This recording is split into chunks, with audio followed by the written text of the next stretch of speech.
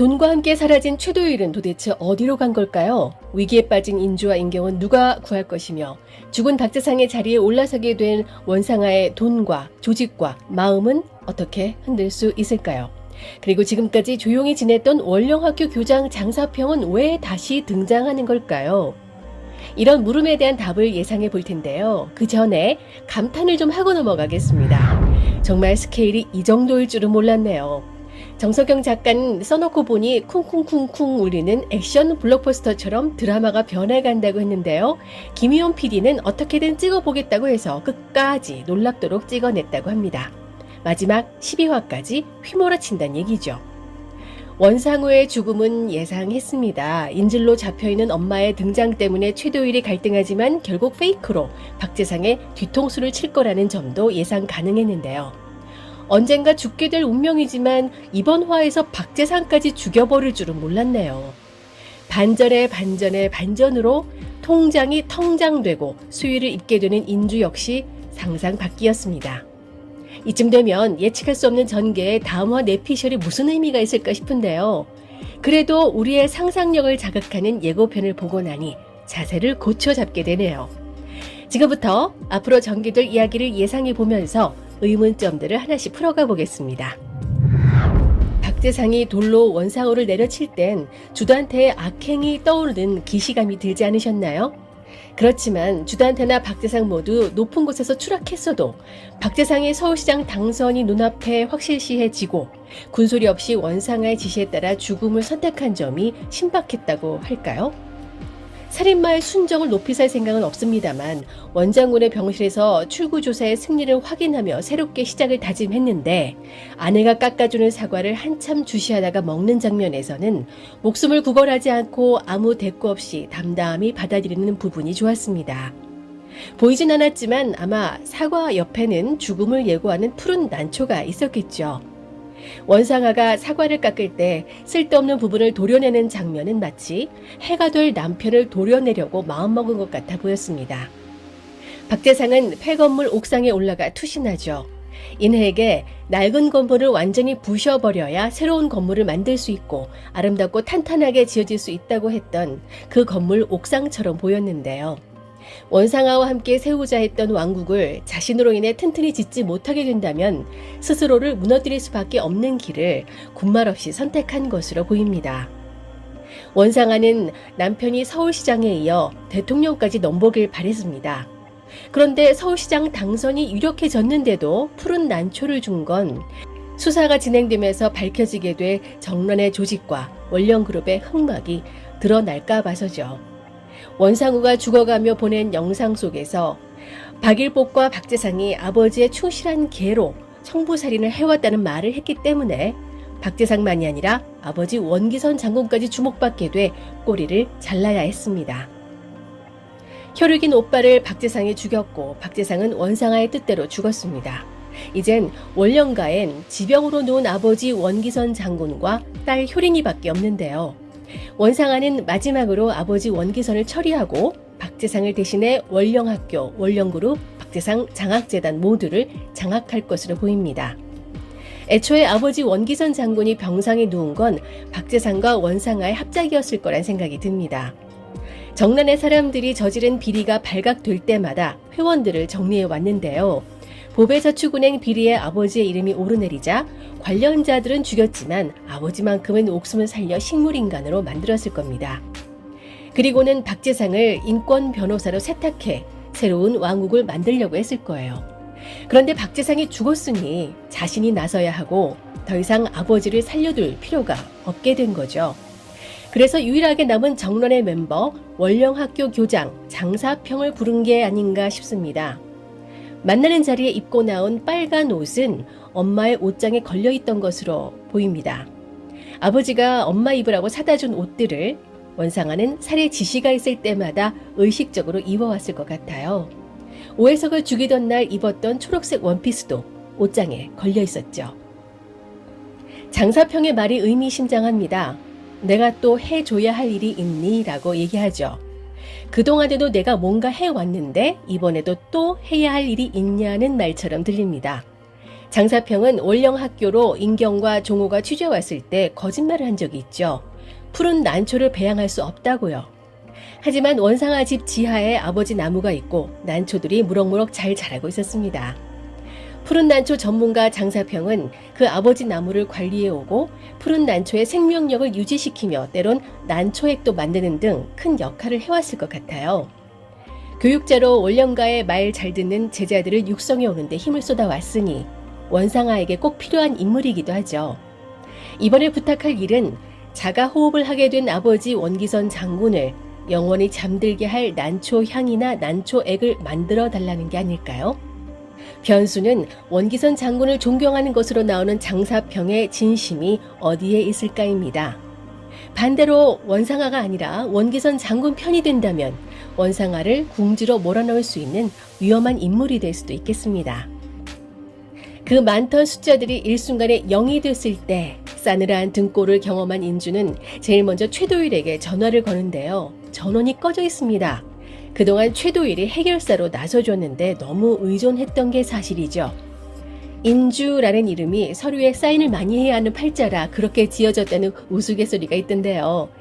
내용도 제대로 읽지 못하고 최도일이 하자는 대로 사인만 한 결과 이런 지경까지 온 거겠죠. 물론 아무것도 모르는 게 차라리 나아서 도움이 된 적도 있긴 합니다만 벽돌 체인지했던 것처럼 빠른 상황 판단과 결정이 필요합니다. 700억 횡령과 외환 밀반출 혐의로 붙잡히게 되는 것 같은데요. 모든 정황이 인주에게 향해 있죠. 수많은 사인, 돈이 오가는 흔적, 싱가포르 입출국까지 모두 인주가 했기 때문에 빠져나올 방도가 없습니다. 그런데 일부러 붙잡히도록 만든 게 최도일이라면 어떨까요?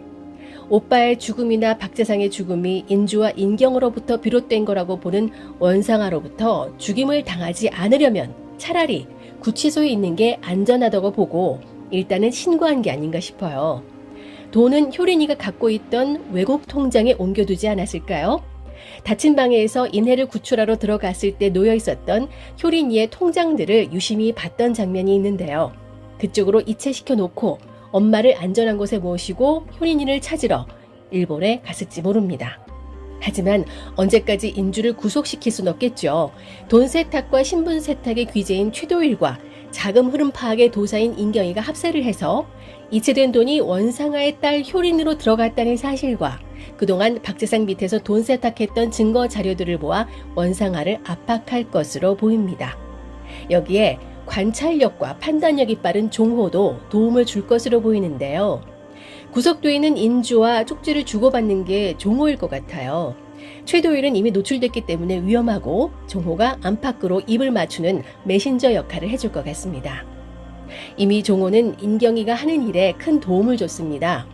원령가의 비리를 고발할 언론을 찾지 못해 애먹던 인경이가 갑자기 박재상 몰래 방송할 수 있었던 건 박재상보다 윗선의 허락이 있어서 가능했었는데요. 그게 바로 종호의 할아버지 덕이 아니었을까 싶습니다.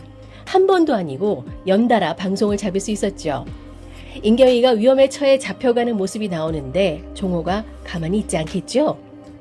종호는 방송국 부장처럼 흑막이 아니냐는 설도 있는데요. 인경이 위험을 무릅쓰고 방송할 때 진심으로 자랑스러워하는 모습을 보여서 정란애나 원상아 편은 아니라고 생각합니다. 인주에게 선전포고한 원상아는 잡혀 들어간 인주를 어쩌지는 못하고 대신 인경을 잡아서 인주를 협박하는 것 같은데요. 인경의 빨간 틴트를 꺼내 보이자 인주가 발악을 하죠. 그렇게 인주를 살살 약올려서 괴로워하는 모습을 즐길 것 같아요. 박재상의 충실한 개였던 고 실장은 원수 인주 인경을 없애도 되겠냐고 묻지만 원상아는 허락하지 않을 것 같습니다. 재미없거든요. 자신의 시나리오대로 움직여줄 인형이 돼야 하거든요. 원상아는 두 자매가 합작해서 언니는 박재상의 돈을 횡령하고 동생은 딥페이크로 영상을 만들어 서울시장 유력 후보를 죽음에 이르게 만들었다는 프레임을 씌워 사회적으로 완전 매장시킬 것 같습니다. 그렇게 자매를 무너뜨려도 인해만큼은 건들지 않을 것 같아요. 효린이의 정신적 멘토이기도 하지만 자신의 속마음을 누구에게도 터놓은 적이 없는데 닫힌 방에서 인해에게 속마음을 들키죠. 솔직하게 엄마의 죽음을 털어놓기도 했었고요. 무려 8년씩이나 자신을 돌보지 않고 닫힌 방에서 갇힌 삶을 선택했던 엄마를 원망했던 원상아. 그래도 살아있기를 바랬다고 하죠. 그 마음을 인혜가 이해했을 것 같아요. 무능력한데 딸보다 자신의 행복을 찾아 떠나는 엄마를 원망했던 인혜. 그래도 필리핀에 있는 엄마를 찾았죠. 또 인혜에겐 헌신적인 언니들의 사랑이 있었고 원상아에겐 박재상의 절대적인 사랑이 있었지만 둘 다 외로웠습니다. 그래서 둘이 동질감을 느꼈을 거예요. 원상아는 오빠의 죽음을 드러내놓고 슬퍼할 수 없어서 꾹꾹 눌러 담는 대신 어릴 적 원상우, 원상아, 박재상의 사진을 인혜에게 주고 그림을 그려달라고 하죠. 인혜가 마음에 들어왔기 때문일 거예요. 인혜가 도망칠 때 그 사진을 잊지 않고 가지고 가는데요. 원상아는 그 그림을 완성해서 보내줄 줄 몰랐을 겁니다. 감동받는 표정이죠. 그렇게 원상아를 심리적으로 흔들 수 있는 사람은 효린이 외에 인혜가 유일합니다.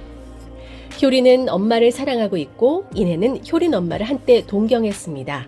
지금은 동정으로 바뀐 상태겠지만 이 둘이 원상아를 법 앞에 세워 죗값을 치르도록 유도할 텐데요.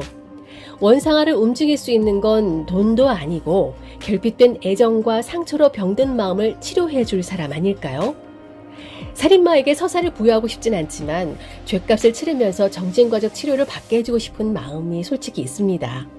하지만 원상아는 처벌을 받는 대신 예전부터 생각해둔 자신의 결말대로 실행에 옮길 것 같아요. 마지막 배우이자 주인공은 자신이 되도록 말입니다.